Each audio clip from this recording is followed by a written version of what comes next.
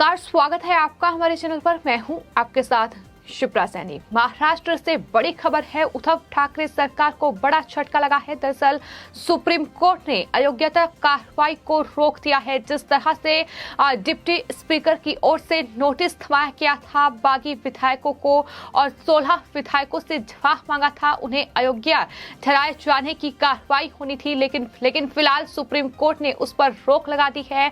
वहीं आपको बता दें, सुप्रीम कोर्ट ने डिप्टी स्पीकर से जवाब मांगा है। तो महाराष्ट्र विधानसभा के डिप्टी स्पीकर नरहरी चिरपाल को नोटिस दिया गया है, उनसे जवाब मांगा गया है। फिलहाल सुप्रीम कोर्ट में जिस तरह से इस पूरे मामले की सुनवाई हुई है, जाहिर तौर पर एकनाथ शिंदे गुट के लिए ये बहुत बड़ी कानूनी राहत है, क्योंकि वहां जिस तरह से तमाम बाकी एमएलए जिनकी ओर से ये याचिका सुप्रीम कोर्ट में दायर की गई थी, जिसमें ये मांग की गई थी कि दरअसल डिप्टी स्पीकर के द्वारा जो अयोग्यता की कार्रवाई शुरू की गई है उसे रोका जाए, ये मांग उनकी तरफ से की गई थी। जिसके बाद इस पूरे मामले में सुप्रीम कोर्ट में सुनवाई हुई है और फिलहाल उद्धव ठाकरे सरकार को बड़ा झटका लगा है। आपको बताते 12 जुलाई तक डिप्टी स्पीकर इन तमाम बागी विधायकों पर कोई कार्रवाई नहीं कर सकते हैं।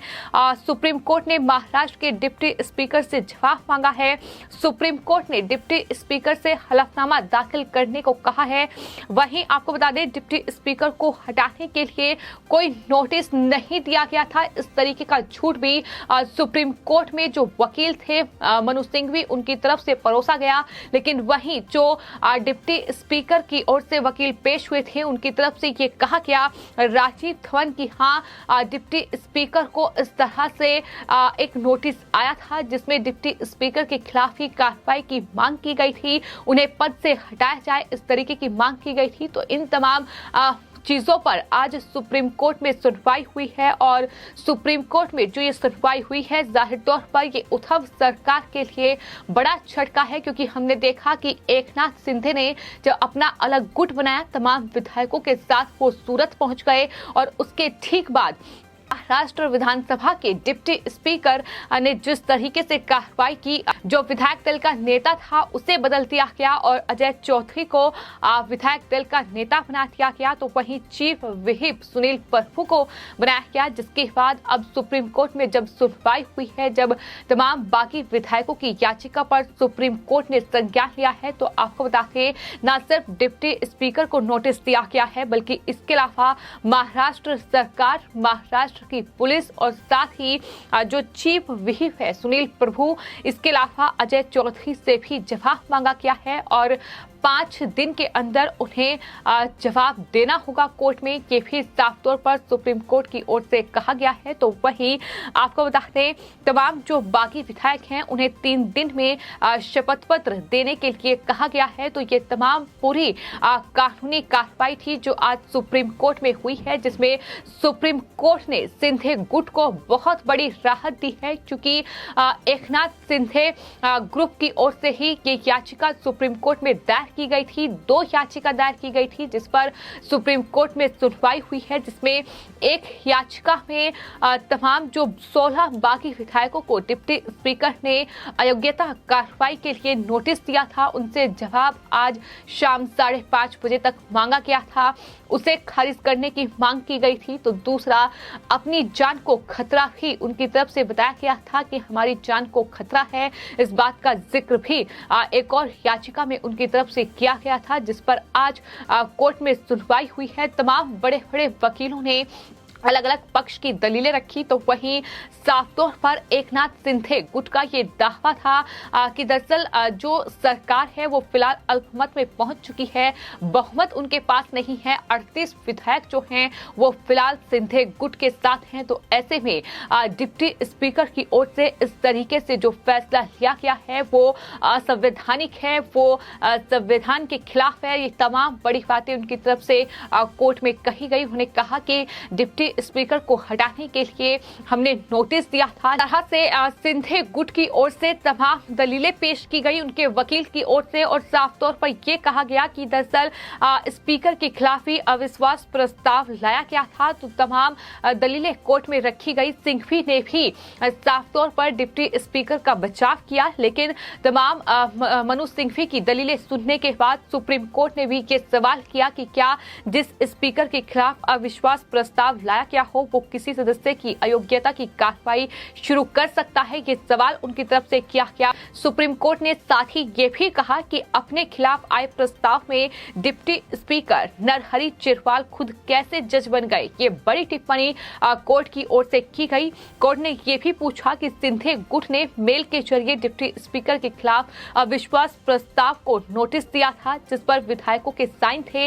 इस पर डिप्टी स्पीकर के वकील ने कहा कि हाँ, नोटिस आया था। तो जो मनोज सिंघवी इस बात को नकार रहे थे कि कोई नोटिस नहीं आया, लेकिन वहीं डिप्टी स्पीकर के वकील की ओर से ये कहा गया कि हाँ, नोटिस आया था, लेकिन उसे खारिज कर दिया गया। और दलील ये दी गई कि डिप्टी स्पीकर के वकील राजीव धवन की ओर से कि ईमेल जो था वो वेरीफाइड नहीं था और इसलिए उसे खारिज कर दिया गया। लेकिन इसके बाद आपको बता दें, कोर्ट में जो जज थे उन्होंने दरअसल सख्ती से ये कहा कि डिप्टी स्पीकर और विधानसभा दफ्तर को एक एफिडेविट दाखिल करना होगा। ये बताना होगा कि डिप्टी स्पीकर के खिलाफ अविश्वास प्रस्ताव आया था कि नहीं, और अगर आया था तो आखिर उसे किस बेसिस पर रिजेक्ट किया गया है, आखिर क्या कुछ बयान थे, कितने विधायकों के हस्ताक्षर थे, किन्होंने कौन से वो विधायक थे जिन्होंने डिप्टी स्पीकर को हटाने के लिए ये अविश्वास प्रस्ताव पर साइन किए थे।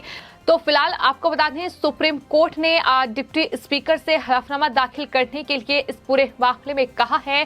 तमाम दलीलें सुनी गई और जाहिर तौर पर सिंधे गुट की जो दलीलें थी वो शायद मजबूत थी और यही वजह रही कि सुप्रीम कोर्ट ने फिलहाल इस पर स्टे लगा दिया है कि किसी भी विधायक को अयोग्य घोषित करार नहीं दिया जा सकता। इस तरह से उनके खिलाफ कोई कार्रवाई नहीं की जा सकती। सिंधे गुट के लिए बहुत बड़ी राहत है, बहुत अच्छी खबर इसे कह सकते हैं कानूनी तौर पर, क्योंकि जिस तरह से लगातार महाराष्ट्र में सियासी संकट छाया हुआ है और लगातार एक के बाद एक तमाम नेताओं के बयान सामने आ रहे हैं, और खास तौर पर आपको ये भी बता दें कि संजय राउत की तमाम टिप्पणियों का जिक्र भी जो सिंधे गुट है उसकी तरफ से कोर्ट में किया गया है। साफ तौर पर जो याचिका थी उसमें संजय राउत के तमाम बयानों का जिक्र था कि किस तरह से धमकी दी जा रही है, किस तरह से डराया जा रहा है, और यही वजह थी कि उनकी तरफ से ये कहा गया कि हमारी जान को खतरा है। और इन्हीं तमाम चीजों को ध्यान में रखते हुए अब सुप्रीम कोर्ट ने महाराष्ट्र सरकार को तमाम एमएलए को सिक्योरिटी प्रोवाइड कराई जाए, इस बात को भी लेकर बड़ा आदेश दिया है। उन्होंने कहा है कि तमाम एमएलए जो हैं उन्हें सुरक्षा मुहैया कराए महाराष्ट्र सरकार। तो वहीं आपको बताते हैं जिस तरह से सुप्रीम कोर्ट ने ये कहा है कि 12 जुलाई तक डिप्टी स्पीकर कोई इस तरीके का फैसला नहीं ले सकते हैं, लेकिन वहीं जो शिवसेना के वकील थे उनकी तरफ से ये कहा गया कि तब तक फ्लोर टेस्ट भी नहीं होना चाहिए। लेकिन इस पर सुप्रीम कोर्ट के जजेस की ओर से ये कहा गया कि दरअसल फ्लोर टेस्ट के लिए अगर आप याचिका दायर करना चाहते हैं तो कर सकते हैं। तो कहीं ना कहीं उद्धव ठाकरे सरकार के लिए अपने आप में बहुत बड़ा झटका है, जहां शिवसेना लगातार के कह रही है कि हमारी जो कार्रवाई हुई है वो संविधान के मुताबिक हुई है, कोई असंवैधानिक कार्य नहीं किया गया है, कोई जल्दबाजी में डिप्टी स्पीकर की ओर से फैसला नहीं लिया गया है।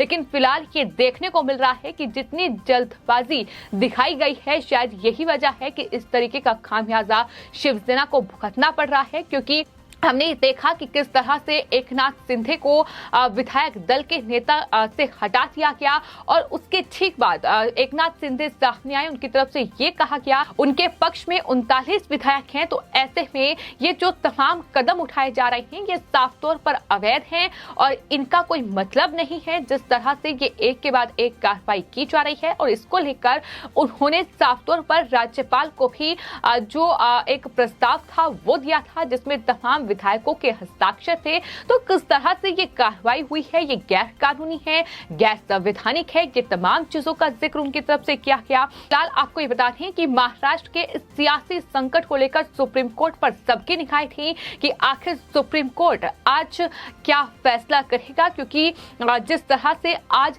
शाम तक ये कार्रवाई डिप्टी स्पीकर की ओर से बागी विधायकों पर होनी थी, लेकिन उससे ठीक पहले सुप्रीम कोर्ट ने अब मामले पर स्टे लगा दिया है। यानी अब डिप्टी स्पीकर बागी विधायकों के खिलाफ कोई कार्रवाई नहीं कर पाएंगे और जाहिर तौर पर संजय राउत जैसे नेताओं की धमकियों का भी कोई असर देखने को नहीं मिलेगा, क्योंकि कहीं ना कहीं उन्हें डराने और धमकाने की तमाम कोशिशें हो रही थी। लेकिन फिलहाल सुप्रीम कोर्ट ने इन तमाम चीजों पर संज्ञान लेते हुए अब ये साफ कर दिया है कि 12 जुलाई तक यानी अब इस पर डिप्टी स्पीकर कोई फैसला नहीं ले पाएंगे। उसके बाद इस पूरे मामले की सुनवाई होगी।